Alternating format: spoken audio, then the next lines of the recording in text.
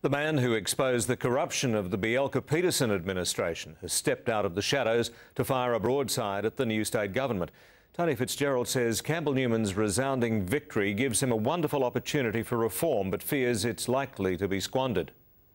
Queensland's anti-corruption pioneer was only meant to be doing the introductions at last night's lecture at the State Library. I wasn't going to speak, but the temptation was too great. He says a new government with an unprecedented majority offers not just risks and opportunities, but most likely disappointment. With ambitions which, if history is a guide,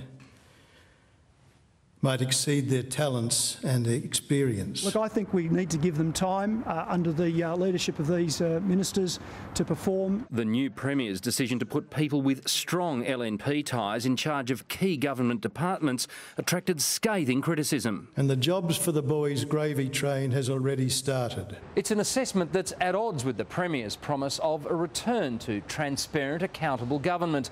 Mr Newman was at great pains not to criticise the man who panned his fledgling team.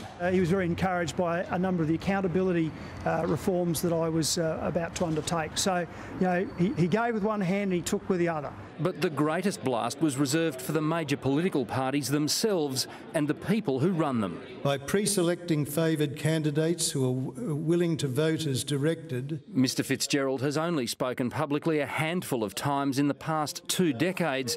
He says this spray will be his last. This was this cane toad's final croak. Jeff Bruce, 7 News.